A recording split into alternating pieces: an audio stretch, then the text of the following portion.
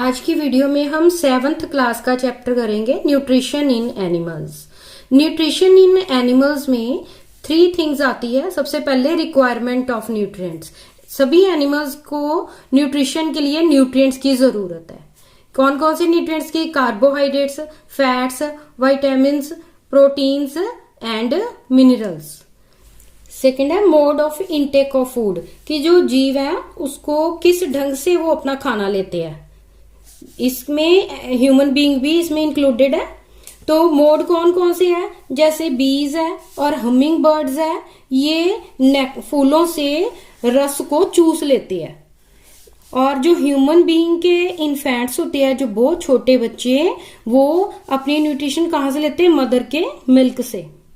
और जो बहुत बड़े बड़े स्नेक्स होते हैं जैसे कि पाइथन है, वो सीधा ही एनिमल को निगल जाते हैं और उससे अपनी न्यूट्रिशन लेते हैं।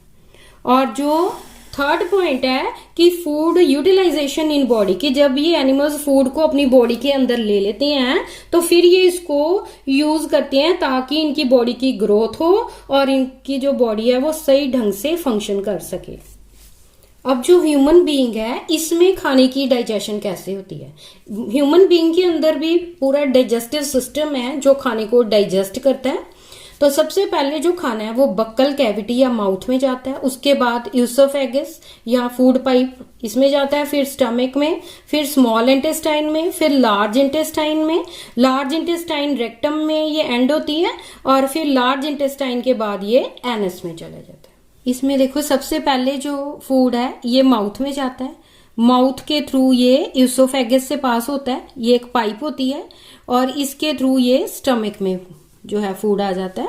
और फूड स्टमक के बाद ये स्मॉल इंटेस्टाइन में जाता है। यहाँ स्मॉल इंटेस्टाइन के बाद ये लार्ज इंटेस्टाइन में जाता है, और लार्ज इंटेस्टाइन के बाद ये रेक्टम, और फिर ये एनस। और इसके अलावा बॉडी के अंदर डाइजेस्टिव सिस्टम के अंदर कुछ ग्लैंड्स भी होते हैं जो अपनी सिक्रीशन देते हैं, जो फूड की डाइजेशन में हेल्प करते हैं।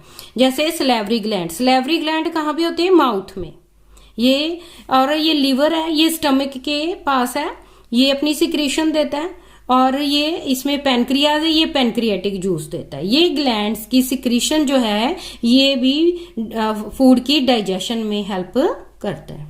और ये जो सभी पार्ट्स है, buccal cavity, oesophagus, stomach, small intestine, large intestine और एनस, ये सभी जो है ये एलिमेंट्री कैनाल कहलाते हैं। इनको हम एलिमेंट्री कैनाल कहते हैं या फिर डाइजेस्टिव ट्रैक्ट भी कह सकते हैं। आगे हम इन सभी पार्ट्स के बारे में पढ़ेंगे कि फूड के ऊपर क्या फंक्शन होता है इन पार्ट्स में। सबसे पहले बक्कल कैविटी, माउथ भी इसको कहते हैं। बक्कल कैविटी के अंदर टीथ होते हैं जिनका काम क्या है कि ये फूड को च्यू करते हैं, चबाते हैं। 4 तरह के जो टीथ होते हैं, सीजर, canines, premolars and molars. और मुंह में सलेवरी ग्लैंड्स होते हैं जो टंग के नीचे होते हैं, ये सलाइवा सिक्रीट करते हैं, थूक सिक्रीट करते हैं। उसके थूक के अंदर एक एंजाइम होता है टाइलिन।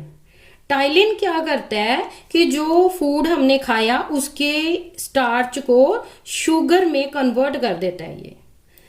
नेक्स्ट है टंग। मुंह के अंदर जो टंग है, इसका काम क्या है कि ये फूड को सलाइवा से मिक्स करता है और उसको फूड को अंदर निगलने में हेल्प करता है। ये जो ये प्रोसेस फूड को अंदर लेने का, इसको इंजेशन कहते हैं। माउथ के बाद जो खाना फूड पाइप में आता है, फूड पाइप को ईसोफेगस भी कहते हैं। और ये जो ईसोफेगस है ये नेक से पास होती चेस्ट तक ये आती है।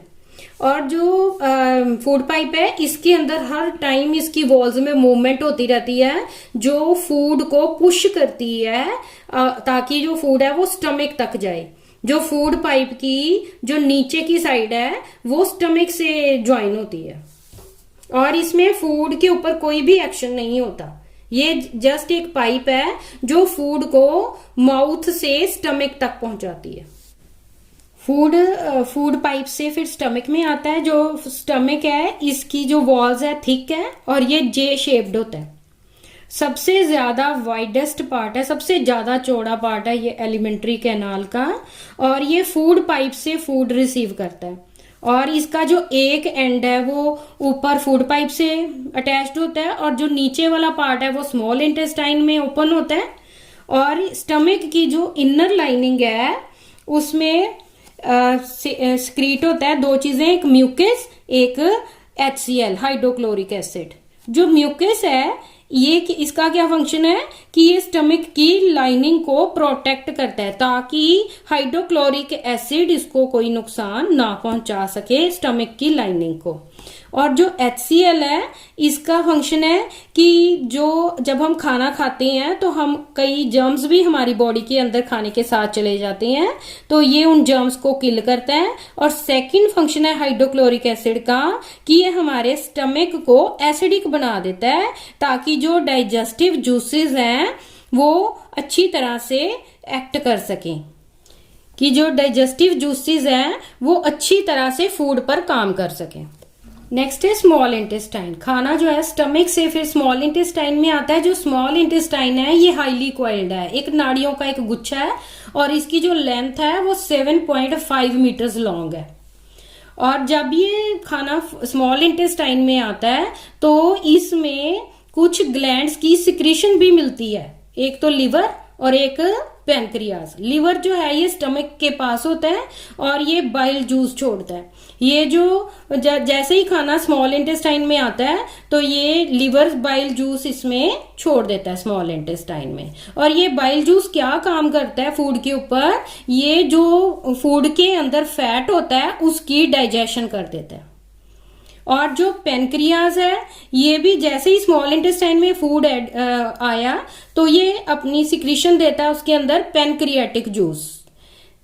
पेनक्रियाटिक जूस ये क्या करता है कि जो फूड के अंदर कार्बोहाइड्रेट्स है, फैट्स है और प्रोटीन्स है उनको ये सिंपलर फॉर्म में ब्रेक कर देता है, क्योंकि जो फूड है वो सिंपलर फॉर्म में ही एब्जॉर्ब होता है आगे ब्लड में। पेनक्रियाटिक जूस जो है स्मॉल इंटेस्टाइन में कार्बोहाइड्रेट्स ब्रेक डाउन होके शुगर्स सच एज ग्लूकोज में ब्रेक होते हैं और जो ग्लूकोज है वो कार्बोहाइड्रेट की सिंपल फॉर्म है। और क्या होता है स्मॉल इंटेस्टाइन में जो फैट्स है वो ब्रेक होते हैं फैटी एसिड एंड ग्लिसरॉल में, और ये फैटी एसिड और ग्लिसरॉल फैट्स की सिंपल फॉर्म है। और प्रोटीन्स जो है वो ब्रेक डाउन होके अमीनो एसिड्स बनती है। अमीनो एसिड प्रोटीन की सिंपल फॉर्म है। अभी तक हमने क्या पढ़ा है कि जो स्टार्च है वो शुगर में कन्वर्ट हो जाती है सिंपलर फॉर्म में। ये कहाँ हुई? बक्कल कैविटी में। इसके बाद जो स्मॉल इंटेस्टाइन में फैट, कार्बोहाइड्रेट, प्रोटीन जो है वो सिंपलर फॉर्म में चेंज हुए। अभी ये जो सिंपलर फॉर्म है ब्लड में एंटर नहीं किए, ये जाएंगे ब्लड में एब्जॉर्प्शन के थ्रू। स्मॉल इंटेस्टाइन की वॉल्स में छोटी छोटी ब्लड वेसल्स होती है। एब्जॉर्प्शन कैसे होती है कि जो स्मॉल इंटेस्टाइन है इसके अंदर छोटी छोटी ब्लड वेसल्स होती हैं और उसके थ्रू ही ये इनको एब्जॉर्ब कर लेता है सिंपलर फॉर्म को। इसको हम एब्जॉर्प्शन कहते हैं। स्मॉल ये एब्जॉर्प्शन होती कैसे है कि स्मॉल इंटेस्टाइन के अंदर क्या है कि जिसके थ्रू ये एब्जॉर्ब करता है। जो स्मॉल इंटेस्टाइन है ये फूड के वाटर को और सॉल्ट को जो ये एब्जॉर्ब नहीं करता, और जो बाकी चीजें हैं जो सिंपलर फॉर्म में चेंज हुई, जैसे फैट से फैटी एसिड ग्लिसरॉल में चेंज हुआ, प्रोटीन अमीनो एसिड में चेंज हुआ, स्टार्च शुगर में चेंज हुआ, और ये सभी जो है ये कैसे एब्जॉर्ब होते हैं कि स्मॉल इंटेस्टाइन के अंदर इनर वॉल के अंदर ना थाउजेंड्स ऑफ आउटग्रोथ होती हैं, फिंगर लाइक प्रोजेक्शंस होती है जिनको विलाई कहते हैं। ये जो विलाई हैं ये पूरे सरफेस एरिया को बढ़ा देते हैं ताकि वो डाइजेस्टेड फूड को एब्जॉर्ब कर सकें। जो विलाई है इनकी जो वॉल है बड़ी थिन होती है और इनके अंदर स्मॉल ब्लड वेसल्स होती हैं, और ये जो विलाई में बहुत थिन ब्लड वेसल्स है इसके थ्रू ही जो एब्जॉर्ब्ड सब्सटेंसेस है ये ट्रांसपोर्ट होती है ब्लड वेसल्स में ऑर्गन्स के। जो ऑर्गन्स है ये किससे बनते हैं? टिश्यू से, और टिश्यू किससे बनता है? सेल से। इसका मतलब कि ये जो न्यूट्रिशन है सारे कहां तक चले गए? बॉडी के सभी सेल्स तक।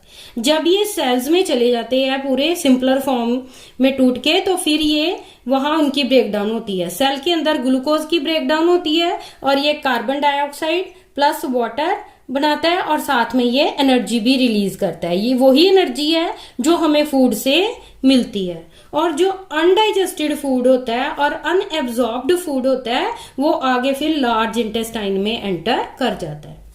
फिर जो फूड है ये लार्ज इंटेस्टाइन में आता है। जो लार्ज इंटेस्टाइन है ये स्मॉल इंटेस्टाइन से चौड़ा होता है लेकिन लेंथ में ये छोटा होता है। तो इसमें क्या है, जितना भी अनडाइजेस्टेड फूड है और अनएब्जॉर्ब्ड फूड है वो एंटर कर जाता है लार्ज इंटेस्टाइन में, और जो स्मॉल इंटेस्टाइन है वो उस जो खाना है उसकी वाटर और सॉल्ट को एब्जॉर्प्शन उसकी वहां नहीं होती, वो एब्जॉर्प्शन कहाँ पे होती है, लार्ज इंटेस्टाइन में। ये जो एब्जॉर्ब कर लेता है वाटर एंड सॉल्ट को, जो अनएब्जॉर्ब्ड फूड है या अनडाइजेस्टेड फूड से वाटर और सॉल्ट को एब्जॉर्ब कर लेता है, और फिर जो बचता है वो वेस्ट कहाँ चला जाता है, रेक्टम में। रेक्टम से ये फिर जाता है एनस में, एनस के थ्रू ये बॉडी से बाहर आ जाता है, और इस वेस्ट की फीसिस की फॉर्म में एनस से बाहर आने की प्रक्रिया को हम इजेशन कहते हैं। तो ये है आज की हमारी वीडियो।